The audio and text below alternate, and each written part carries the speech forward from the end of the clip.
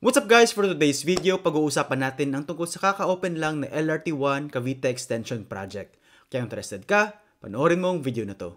Bukas na magsisimula ang operasyon ng Phase 1 ng LRT1 Cavite Extension. Pinangunahan ni Pangulong Bongbong Marcos sa Transportation Secretary Jaime Bautista ang pagpapasinaya nito. So guys, ano bang LRT? Ano bang meaning ng LRT? So LRT, meaning niyan is Light Rail Transit. So isa tong type ng transit na gumagamit ng kuryente sa pagpapatakbo nito. So ano bang kaibahan ng LRT sa mga typical na heavy rails? So ang LRT compare sa heavy rails is mas maliliit yung kanyang mga vehicles or yung mga mismong train. And also dahil dito, lesser number of passengers ang ma-accommodate nito. Isa pang kaibahan niya is sa mga light rails is lesser yung speed niya compare sa mga heavy rails. Siya nga pala guys, yung mga heavy rails, ano bang sample niyan? Yung mga typical heavy rail system, mga subways, ganyan. Isa pang kaibahan nila is sa mga light rails is mas less expensive siya construct compare sa mga heavy rails. Dahil yung mga train mo is shorter and also narrower. Okay, patuloy tayo. Bukas ng alas 5 ng umaga, subukan ninyo at makikita nyo napakaginhawa kumpara sa traffic na nararanasan natin araw-araw. Sumakay ang Pangulo sa tren at dinaanan ng 5 bagong istasyon na idudugsong sa Baclaran Station. Okay, 5 bagong istasyon.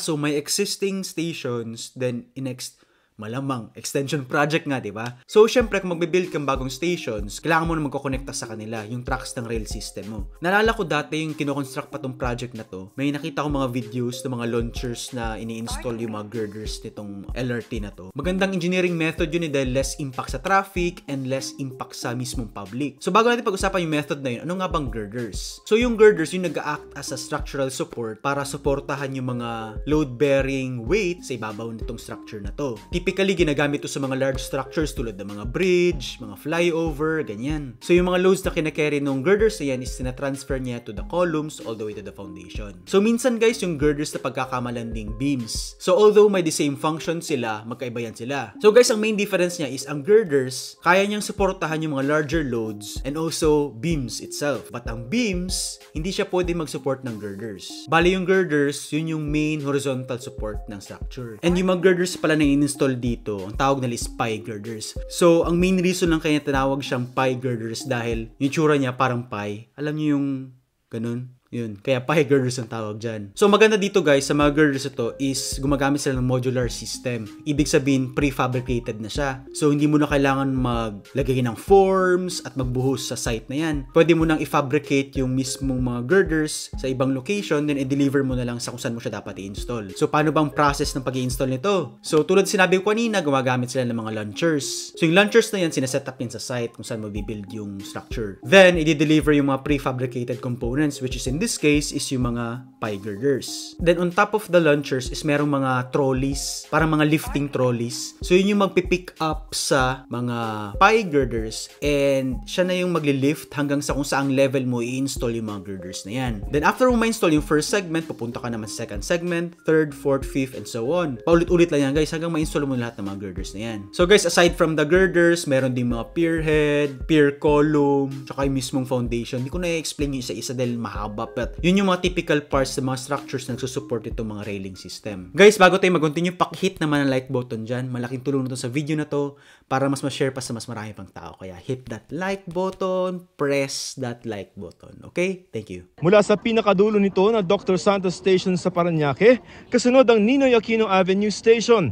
Ang PTEX Station, dito nakadikit na mismo ito sa mismong PTEX para sa mga babiyahe pa probinsya. May walkway para tumawid papunta ng PTEX. Oh, may walkway papuntang PTEX. Okay. I wonder guys kung merong ano dito. I wonder kung may elevator rin dito for the PWD PIPS. Meron siguro, di ba? Anyway. MIA Station na malapit na sa Domestic Road at NAIA Terminal 2 at ang Redemptorist Asiana Station na malapit na sa opisina ng Department of Foreign Affairs kung saan nag-a-apply ng passport. Nasa lampas 10 minuto lamang ang itinakbo ng biyahe at kada 4 na minuto raw ang dating ng mga tren.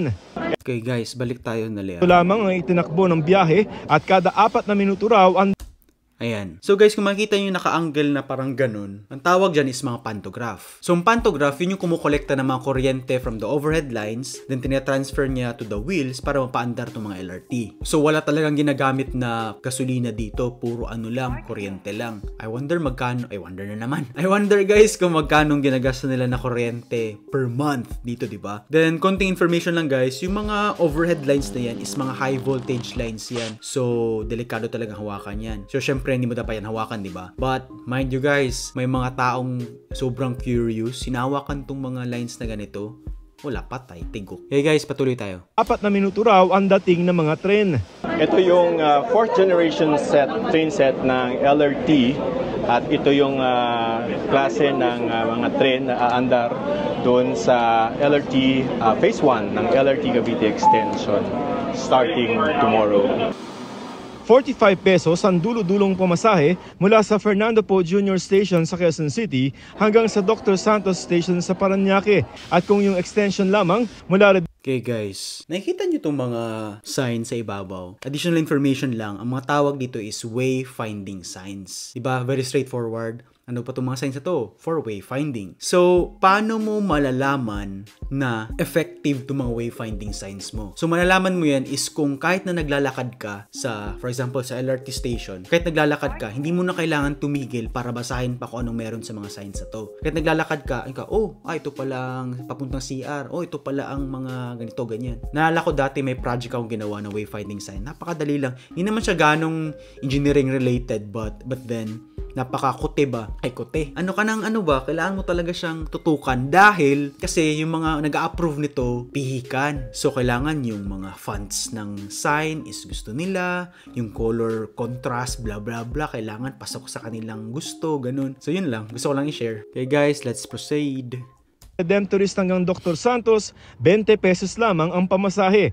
4:30 ng umaga ang first trip tuwing weekday at alas 5 naman tuwing weekend at holiday. Alas 10 at alas... Guys, puro guys. Nag-hire kaya sila ng consultant dito? Hindi ako sigurado kung nag-hire ba sila ng consultant para dito sa project na to. Guys, kung alam nyo kung nag-hire sila ng consultant for this project, comment down below, okay? Just 15 naman ang last trip sa weekday at mas maaga lamang ng konti tuwing weekend at holiday.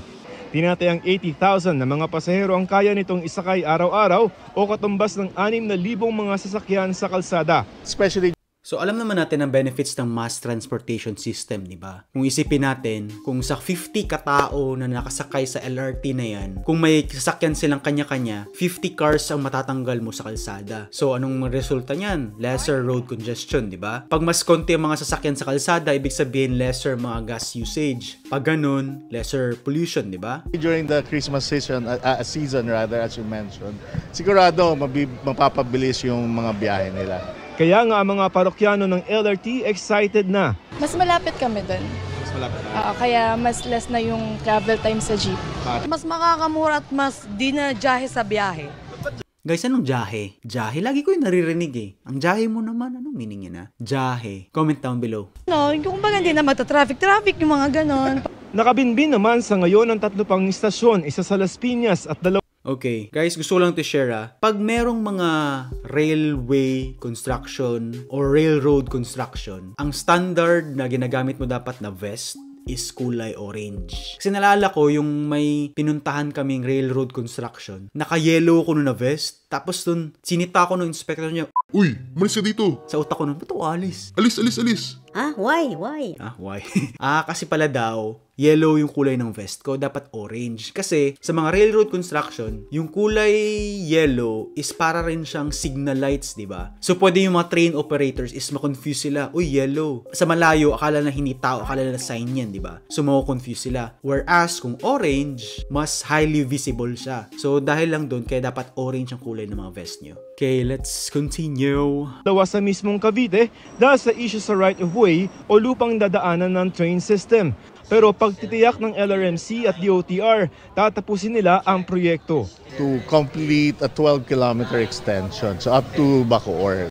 Para sa GMA Integrated Uy, tapos na. Bilis naman. So guys, napakagandang development nito, di ba? At least yung mga nagko-commute ni nagaanong mahirapan mag-travel papunta sa trabaho, papunta sa school, ganun. Sana mas marami pa mga rail system ang i-construct, hindi lang sa Luzon, sa Visayas din at sa Mindanao, di ba? Kung nagustuhan mong video na to, please hit that like button. And kung may mga gusto pa kayong pag-usapan guys, comment down below. Thank you very much for watching and see you in the next video. Bye!